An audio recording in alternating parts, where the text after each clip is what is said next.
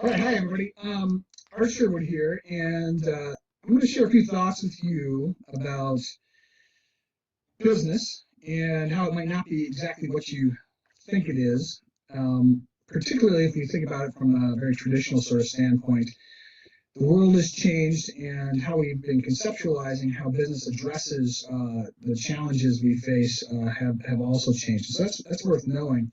And once I've kind of talked about some of those ideas, I'm going to share a few thoughts about how people have been approaching really challenging problems in their communities and how the flavor of this is ultimately, I believe, going to be quite different if we're going to really be transformative.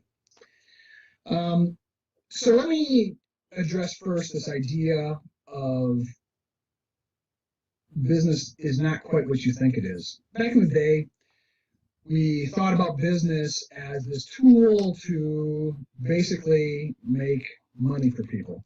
Primary purpose, I went to school during the time of the 80s where the financiers were the most powerful voice out there. And really what they said was the purpose of the corporation is to maximize shareholder wealth. And interestingly, legally, I suppose this is true. But what has happened is that many people have said, maximizing shareholder wealth uh, is not adequate to the task of the challenges that we've been trying to address. And so, what have people done kind of traditionally to try to manage this? One is they've tried to take corporations and traditional business structures and transform them. And they have had some luck with that. But what I found is that many times those transformations are very dependent on the humans, and the system still actually sucks people back to this idea of maximizing shareholder wealth. If you can keep the individuals who are committed to the idea of a broader set of purposes for the organization in the positions of decision making, then you can sustain it for quite some time. But once those folks leave and the inertia of the traditional form takes place, then we're back to this idea of maximizing shareholder wealth. Not to mention, when things get tight financially, you go back to those sorts of basics. And so people have been saying, well, okay, maybe we need to innovate. And in fact, the bottom line principles of business have been taken up by a lot of folks who might not be as bound by the traditional maximizing shareholder wealth rules as the traditional corporate form has been. And let me talk to you about a few of those. Number one is there has been innovation in the state of Washington. In fact, there's been innovation around this idea of social benefits organizations. This is a very recent phenomenon. Many of you have heard of B Corps, and in Washington, there's a particular type of corporation that allows people to have other than maximizing shareholder wealth as their primary purpose. And this is really important.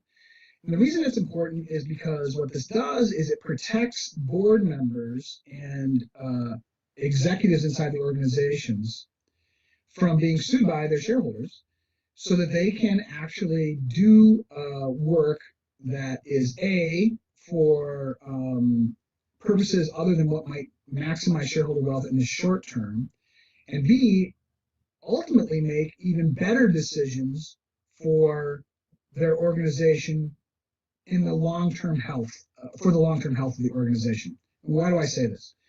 It's because there's an old maxim, with business, and this is true with any type of organization that is basically using money, is that there's no margin, no mission. At the end of the day, if you, at some point, eventually don't have enough money at the end of a period for a long enough period of time, it just doesn't matter how good your mission is, because eventually you're going to go away. There are very, very few organizations that consistently can run at a deficit, believe it or not, even the government, and ultimately be successful. And so the idea of no margin, no mission is really critical. But what we've also found is no mission, no margin. And so while you might be making some margin, if ultimately your purpose and the things that you're trying to do in terms of solving problems for real human beings doesn't matter to anyone, you're also still going to go away. And this is actually really true even if you have money. There are organizations that lose their purpose and get sucked up by other organizations because they might have some assets or whatnot, but they ultimately are dissolved. And so what we want to really work on is this idea of no margin, no mission. That's really critical, but it's sufficient, it's necessary, but not sufficient for really solving really difficult, challenging problems of our communities. Because we need also the other side of that of no mission, no margin. So that people will take money out of their pockets and support whatever sort of good service you're trying to provide for the community.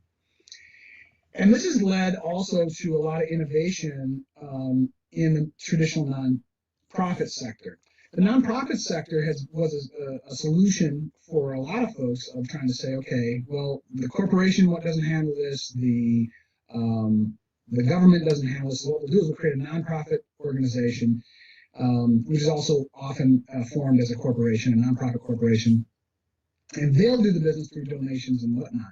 But a lot of these organizations have also been using market-based sorts of approaches to be able to solve their financial challenges, because remember, again, nonprofits go away if they don't have any money left at the end of the day as well.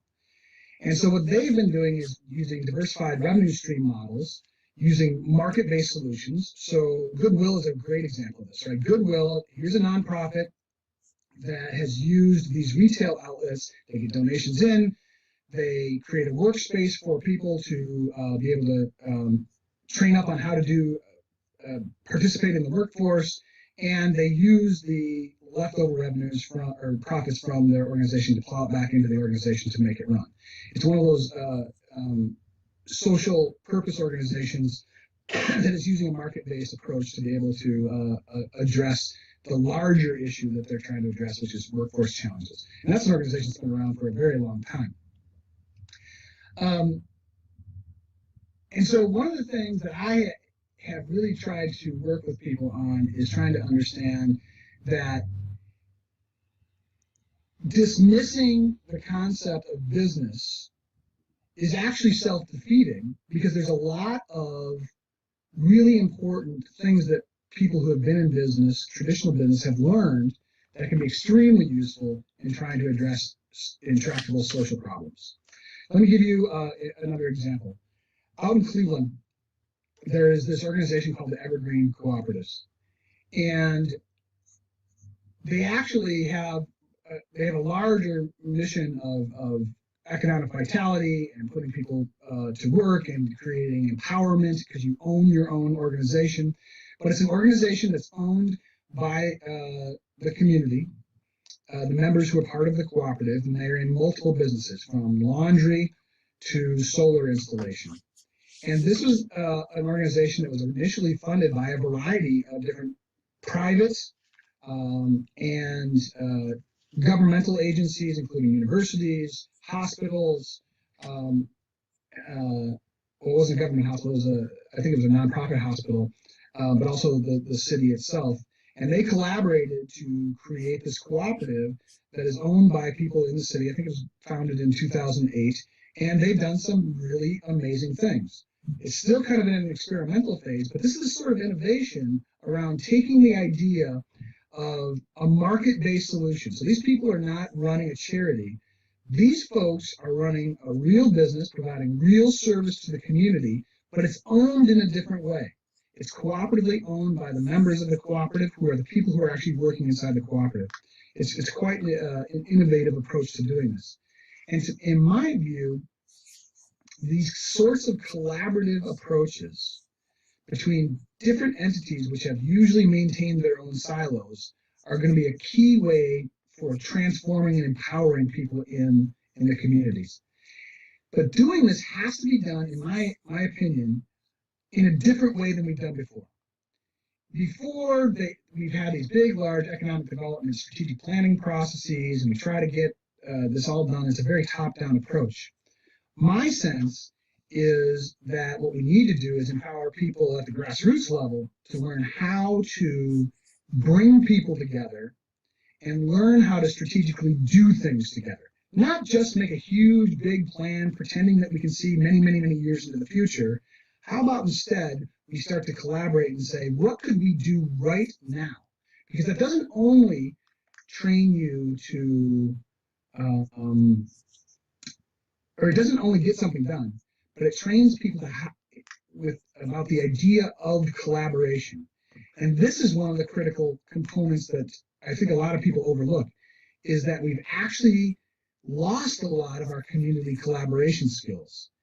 And until we build back that real dense network of people knowing how to collaborate across lines that they don't traditionally cross, then I think we're going to be continuously challenged with trying to transform how we actually address our community problems.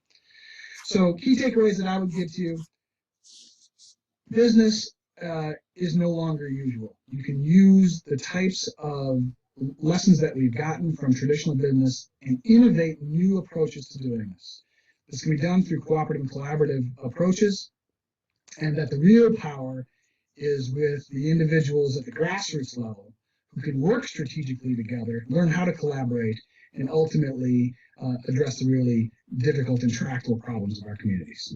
Thanks, and I hope you have an awesome conference. Awesome.